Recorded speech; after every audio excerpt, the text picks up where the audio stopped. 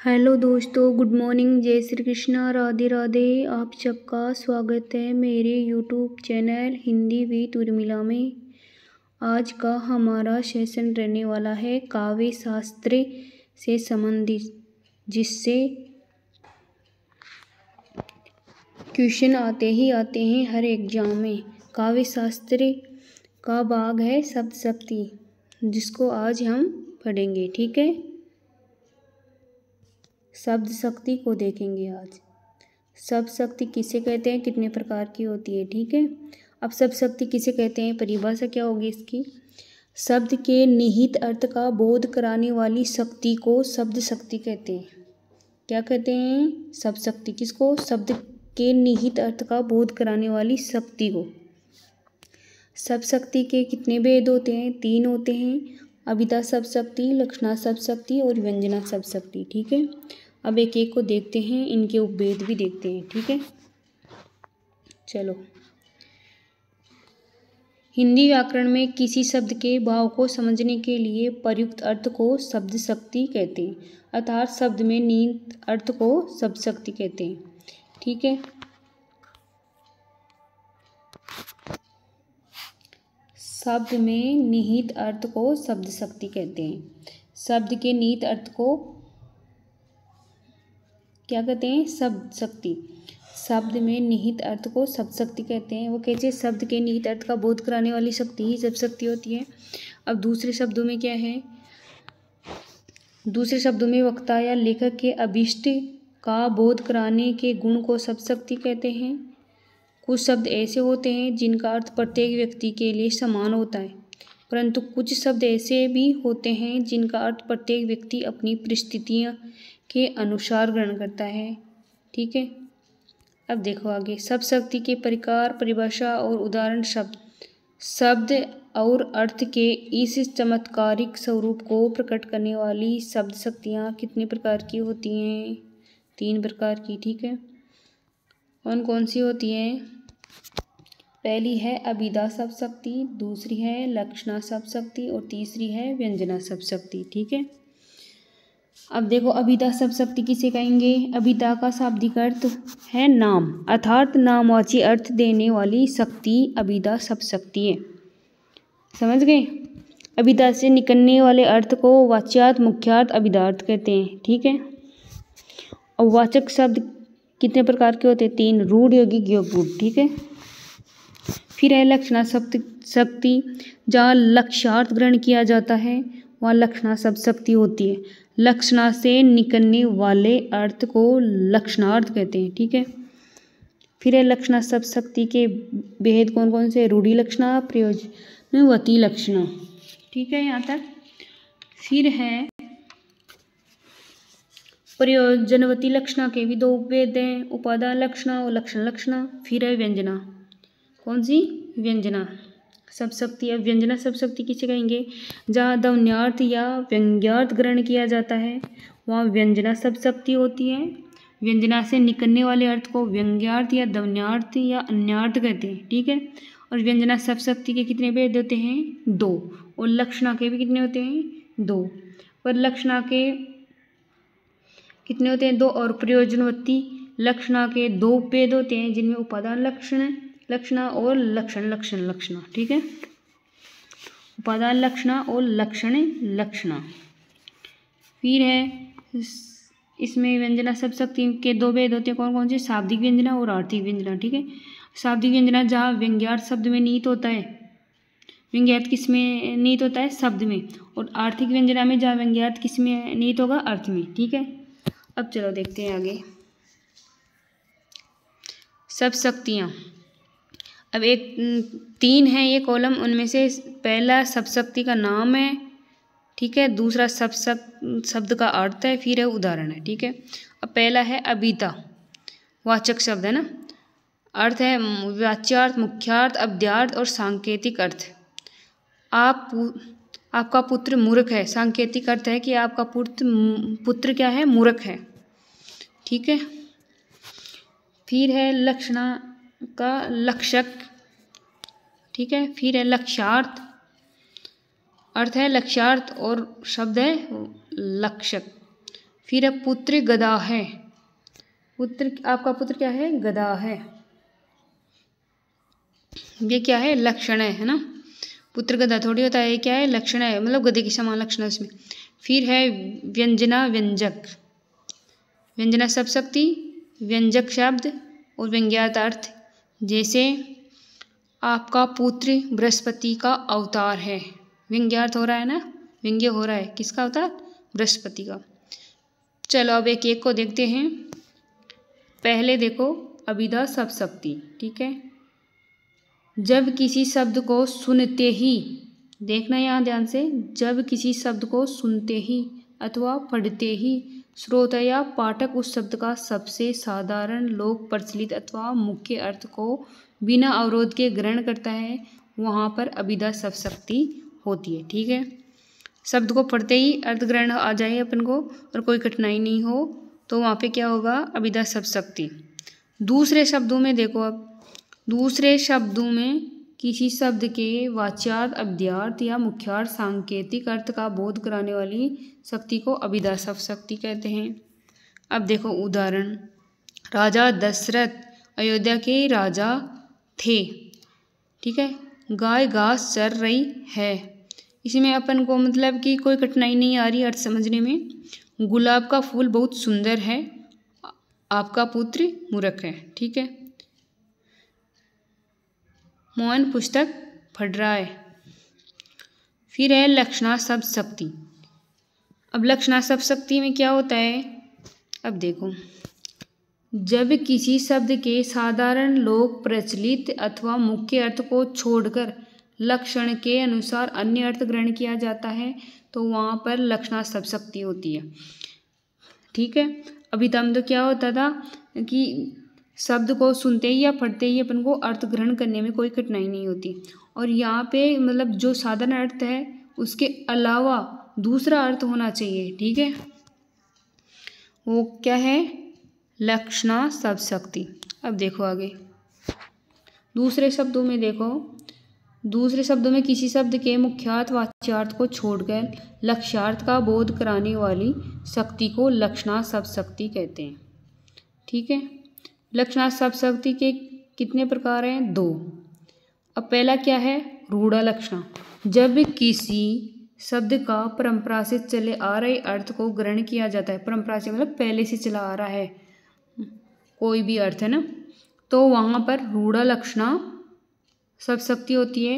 मुहावरों में रूढ़ा लक्षणा शब्द शक्ति होती है, ये मैंने बताया जब मुहावरे पढ़ाए, ठीक है।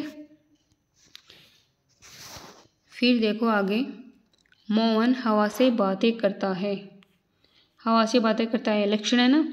सैनिकों ने कमर कस ली, मतलब तैयार हो गए है ना। लाठियाँ चल रही हैं, कश्मीर खून में डूब गया, मतलब लड़ाई झगड़ा हो रहा है, लक्षण है ना ये। देखो लाल पगड़ी जा रही है, मतलब कोई कार्य विशेष के लिए व्यक्ति जा रहे। सारा घर मेला देखने गया, सारा घर, घर थोड़ी गया, मतलब घर के सदस्य, ठीक है। लक्षणा हो गई। आपका पुत्र तो ऊँट हो गया, मतलब पुत्र ऊँट थोड़ी होगा, ऊँट मतलब बड़ा होने का अर्थ है यहाँ पे, है ना। लक्षण हो गया ना। नरेश तो गधा है, यहाँ भी गधा थोड़ी होता है, मतलब गधे के समान उसमें लक्षण है। सीता तो एकदम गाय है, सीता के लक्षण है कि वो गाय के समान भोली वाली है, ठीक है। फिर दूसरा क्या है, प्रयोजनवती लक्षणा। पहला क्या था, रूढ़ा लक्षणा, ठीक है। अब प्रयोजनवती लक्षणा में क्या होता है, देखो जब किसी प्रयोजन के कारण लक्षक शब्दों का प्रयोग किया जाता है, तो वहाँ पर प्रयोजनवती लक्षणा शब्द शक्ति होती है। जब किसी प्रयोजन के कारण लक्षक शब्दों का प्रयोग किया जाता है, प्रयोजन के कारण, ठीक है। आओ मेरे शेर,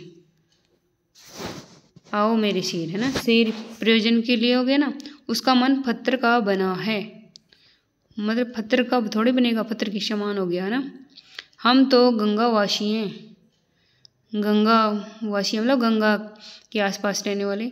यह यमुना पुत्रों का नगर है, यमुना पुत्रों का थोड़ा ये, मतलब यमुना है वहाँ पे, उसके समान पुत्र है। फिर है व्यंजना शब्द शक्ति। अब व्यंजना शब्द शक्ति में क्या होता है,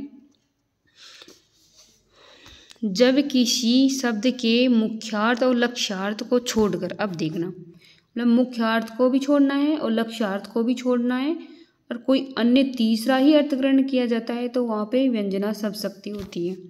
अब वो कैसे होती है देखो, दूसरे शब्दों में मैं मुख्यार्थ व लक्ष्यार्थ को त्याग कर व्यंग्यार्थ का बोध कराने वाली शक्ति को व्यंजना शब्दशक्ति कहते हैं। मतलब इसमें ना तो मुख्य अर्थ होगा ना ही लाक्षणिक अर्थ होगा, इन दोनों को त्याग कर व्यंग्यार्थ का बोध होगा, मतलब तीसरा ही अर्थ होगा।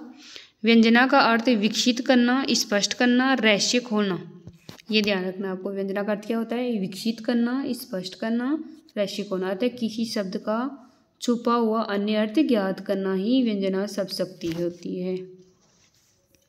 फिर व्यंजना शब्दशक्ति के दो प्रकार कौन कौन से हैं? शाब्दिक व्यंजना। अब देखो शाब्दिक व्यंजना में क्या होता है,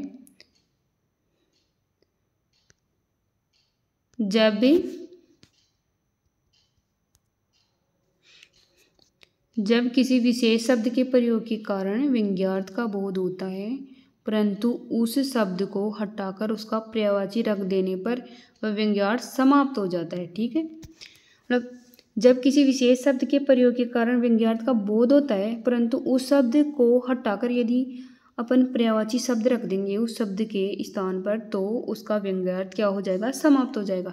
तो वहाँ पर शाब्दिक व्यंजना शब्दशक्ति होती है। इसमें अनेकार्थी शब्दों का प्रयोग होता है।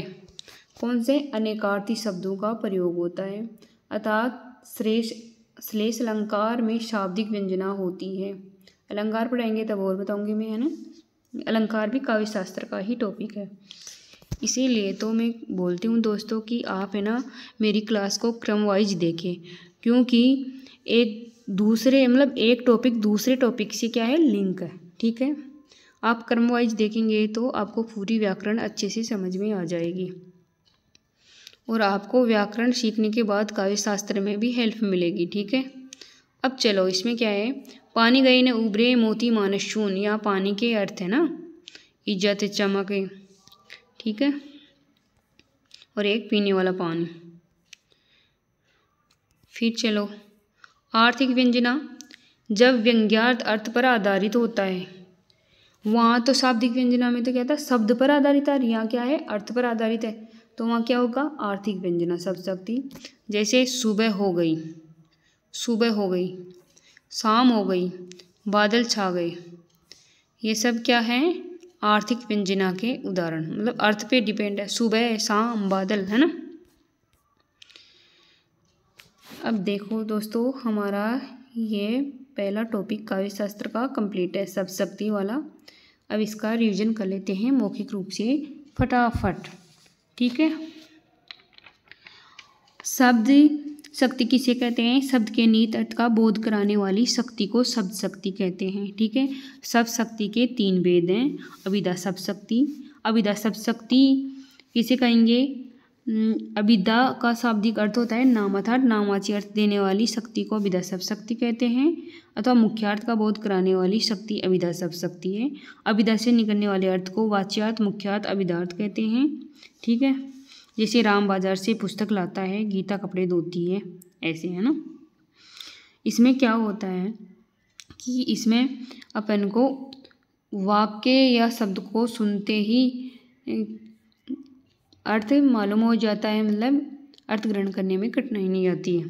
लक्षणा शब्द शक्ति, जहाँ लक्ष्यार्थ ग्रहण किया जाता है वहाँ लक्षणा शब्द शक्ति होती है। लक्षणा से निकलने वाले अर्थ को लक्ष्यार्थ कहते हैं। ठीक है, लक्षणा शब्द शक्ति के 2 भेद हैं, रूढ़ी लक्षणा और दूसरी प्रयोजनवती लक्षणा। ठीक है, अब रूढ़ी लक्षणा में क्या होता है? जहाँ लक्ष्यार्थ रूढ़ी या परंपरा के आधार पर ग्रहण किया जाता है वहाँ रूढ़ी लक्षणा होती है। मुहावरों का प्रयोग किसमें होता है? रूढ़ी लक्षणा में। मैंने जब मुहावरे पढ़ाई तब बताया था, जैसे पेट में चूहे दौड़ना, ठीक है, राम शेर है।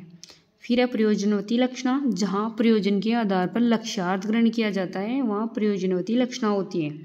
जैसे लाल पगड़ी जा रही है, सफ़ेद कोट आ रहा है, मतलब ठीक है, सफ़ेद कोट का वकील वगैरह है ना, और लाल पगड़ी मतलब प्रयोजन विशेष बहुत सारे लोग जा रहे हैं। ठीक है, इसी प्रकार मतलब चारु चंद्र की चंचल किरणें खेल रही चल थल नभ में, ऐसे भी आ सकते हैं उदाहरण। हुई वीरता की वेब के साथ सगाई झांसी में, ऐसे भी आ सकते हैं। ठीक है, फिर है व्यंजना शब्दशक्ति। अब व्यंजना शब्दशक्ति किसे कहते हैं? व्यंजना शब्दशक्ति जहाँ ध्वन्यार्थ या व्यंग्यार्थ ग्रहण किया जाता है वहाँ व्यंजना शब्दशक्ति होती है। व्यंजना से निकलने वाले अर्थ को व्यंग्यार्थ या ध्वन्यार्थ कहते हैं। व्यंजना शब्दशक्ति के दो भेद होते हैं, शाब्दिक व्यंजना और आर्थिक व्यंजना। इसमें क्या होता है कि जो शब्द को पढ़ते ही और देखते ही अर्थ समझ में आ जाए वो अभिधा, जो मतलब शब्द को देखते ही और पढ़ते ही अर्थ समझ में तो आ जाए पर उसका लक्ष्यार्थ अर्थ भी हो वो लक्षणा, और जिस मतलब दोनों को त्याग दे, मतलब मुख्य अर्थ को और लक्ष्यार्थ को और तीसरा ही अर्थ हो, वहाँ क्या है व्यंजना। ठीक है, अब व्यंजना शब्दशक्ति दो भेद हैं। शाब्दिक व्यंजना जहाँ व्यंग्यार्थ शब्द में निहित होता है वहाँ शाब्दिक व्यंजना होती है, इसमें श्लेष अलंकार के उदाहरण आते हैं। ठीक है, और शब्द के स्थान पर पर्यायवाची शब्द लिख देंगे ये तो उसका क्या हो जाएगा, अर्थ ही नहीं निकलेगा शाब्दिक व्यंजना का। ठीक है, फिर है आर्थिक व्यंजना जहाँ व्यंग्यार्थ अर्थ में निहित होता है वहाँ आर्थिक व्यंजना होती है। जैसे 4 बज गए, संध्या शाम हो गई, नहीं पराग नहीं मधुर मधु नहीं विकास ई काल, अल्ली कल्ली ही शो बंध्यो आगे कौन हवाल, ये भी किसका है आर्थिक व्यंजना का है। अबला जीवन हाय तुम्हारी यही कहानी, ये भी है। आंचल में है दूध और आंखों में पानी, ये भी किसका है आर्थिक व्यंजना का है। ठीक है, मुख्यार्थ का बोध कराने वाली कौन सी शब्दशक्ति होती है बताओ, अभिधा, है ना। ठीक है दोस्तों, आज की हमारी ये क्लास हुई कंप्लीट। ओके, आपको मेरी इस क्लास को ध्यानपूर्वक सुनना है, समझना है। ठीक है, और किसी भी बुक से अभ्यास करना है। करत करत अभ्यास के जड़ में होत सुजान। ठीक है,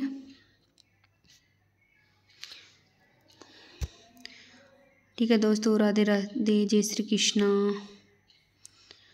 अगर आपको मेरी क्लास पसंद आई तो कृपया लाइक शेयर कमेंट और सब्सक्राइब करना ना भूलें।